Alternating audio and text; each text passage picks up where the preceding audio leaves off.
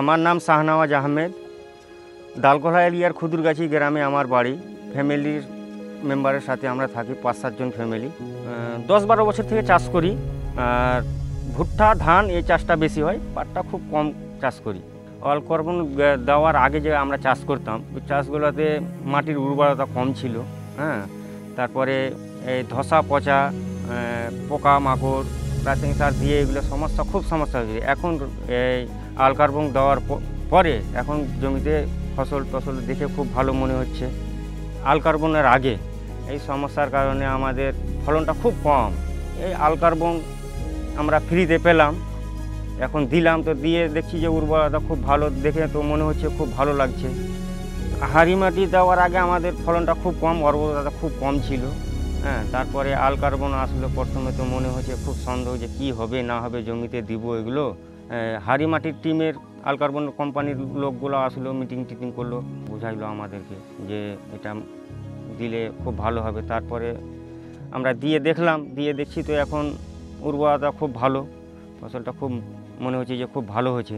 All কার্বনের টিমকেও আমার অনেক ধন্যবাদ যে এরা আমাকে ভালোভাবে বুঝাই দিয়েছে, যে আমরা দিলাম, এখন খুব ভালো মনে হচ্ছে।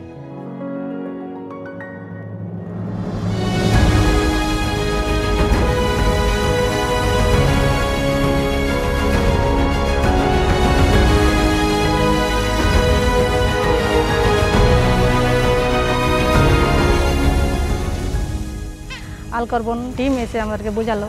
আমরা প্রথমে বিশ্বাস করছিলাম না যে এগুলো হয়তো এমনি বা কিছু।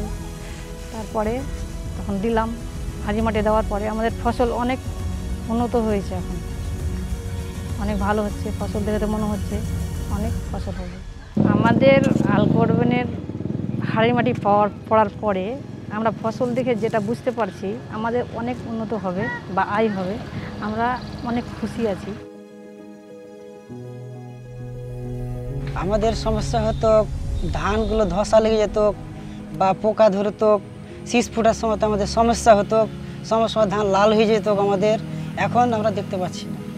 তার মধ্যে ধানগুলো একটু ঝাড়টা মোটা হয় না, গোড়াটা, তার জন্য ধানগুলো লাল হয়ে যায়।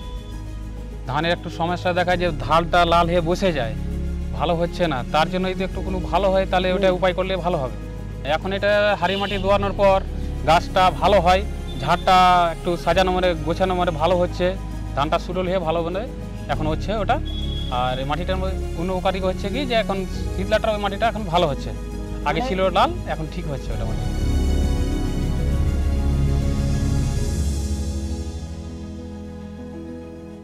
আমি 20-25 বছর থেকে খেতিবাড়ি করতাম। তো আগে আমাকে জমিতে দেখাতো ধান ঠিক গাছে পাতে ঠিক হচ্ছে, কিন্তু বসে যাচ্ছিল। তারপরে পানি থামছিল না জমিতে, ধানটা গাছের গোড়াটা মোটা হচ্ছিল না, ধান গাছের গোড়া মরে যেত। এখন এটা হাড়ি মাটি ব্যবহার করার পরে এখন আমি গাছে পাতে ঠিক দেখছি, ভালোই লাগছে। ওরা যা এসে আমাকে বলেছে, তো আমি এগুলো ব্যবহার করে আমি অনেক খুশি।